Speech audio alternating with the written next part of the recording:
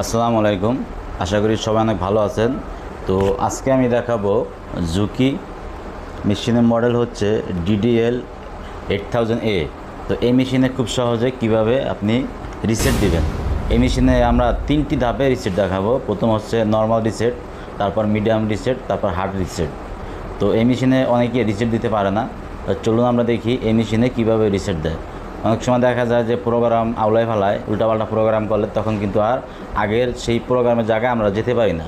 তখন কিন্তু আমাদের এই মেশিনটি রিসেট দেওয়ার প্রয়োজন হয়।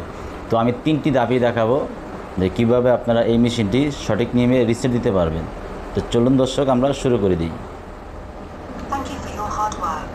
প্রথমে যে রিসেটটা দিবেন সেটা হচ্ছে এই যে দেখেন এখানে রিসেট বাটন দেওয়া আছে। এই রিসেট বাটন, এই যে রিসেট বাটনটা দেখতে পাচ্ছেন, এই রিসেট বাটনটা 3 সেকেন্ড চাপটা ধরলেই আমাদের ক্লিয়ার লেখা উঠবে। তো আমি 3 সেকেন্ড ধরে রাখতেছি। এই যে দেখেন এখানে ক্লিয়ার লেখা উঠছে। ক্লিয়ার লেখা উঠছে মানে আপনার মেশিন রিসেট হয়েছে। তারপর আমরা অ্যারো বাটনের উপরে 2বার ক্লিক করব। আমাদের নর্মাল রিসেটটা কিন্তু হয়ে গেল। এবার আমরা দ্বিতীয় রিসেটটি দেখাবো। দ্বিতীয় রিসেট হচ্ছে এই বাটনটা, এই বাটনটা, এই বাটনটা, 3টা বাটন একত্রিত ধরে তারপরে সুইচ অন করতে হবে। আগে সুইচ বন্ধ করে নিতে হবে, তারপরে এই 3টা বাটন চাপ দিতে হবে। 1 2, এই দেখেন 1 2 3, এই 3টা বাটন চাপটা ধরে আমাদের সুইচ অন করতে হবে। আমি সুইচ আগে বন্ধ করে নিলাম, তারপরে 3টা বাটন একত্রে চাপ দিলাম, চাপটা ধরে আমি সুইচ অন করব। এই দেখছেন এখানে ক্লিয়ার লেখা উঠছে। ক্লিয়ার লেখা উঠছে মানে মেশিন রিসেট হয়েছে। আমি আবার ভালো করে দেখাচ্ছি।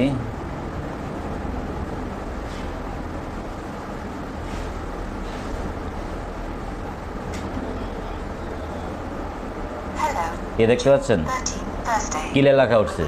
এরকম যদি ক্লিয়ার লেখা ওঠে তাহলে আপনি বুঝতে পারবেন যে আপনি মেশিনটি রিসেট হয়েছে। এখন আমরা যাব যে একদম মডেল চেঞ্জ করলে যে অরিজিনালি রিসেট হয়, এটা হচ্ছে হার্ড রিসেট। ঠিক আছে, আপনি যত প্রোগ্রাম এলোমেলো থাকুক সব প্রোগ্রাম কিন্তু ঠিক হয়ে যাবে যদি এই রিসেটটা করেন। তো এটার জন্য মেশিনের সুইচ প্রথমে বন্ধ করে নিতে হবে। তারপর অ্যারো বাটন, এম বাটনে 2টি বাটন একত্রে চাপ দিয়ে সুইচ অন করতে হবে। আমরা সুইচ অন করলাম। এখানে 68 নম্বর প্রোগ্রাম আসছে। তো আমরা যাব হচ্ছে 70 নম্বর প্রোগ্রামে। এই যে 70, এটা হচ্ছে আমরা যেরকম নর্মাল ঝুঁকি মেশিনে যেরকম 95তে যাওয়ার পরে হেড সিলেকশন করি, সেম এরকমই। আমি এখানে 2 আছে, এটা যদি আমি 3 করে দিই তাহলে এটা মডেল সিলেকশন হইলো। আর মডেল সিলেকশন হওয়া মানে পুরা মনিটর একদম রিসেট হয়ে নতুন সেট হয়ে যাবে। ঠিক আছে, এখন আমরা করব হলো হার্ড রিসেট। হার্ড রিসেট করার জন্য এখানে দেখেন এই যে ব্যাগ স্টিচ কত আছে, 4 আছে। এগুলো আমি একটু কমাই নিব। 2 দিয়ে করলাম, তারপর এটাও আমি 2 দিয়ে করলাম। আমি সবগুলা 2 দিয়ে করে নিব যাতে বোঝার সুবিধার্থে।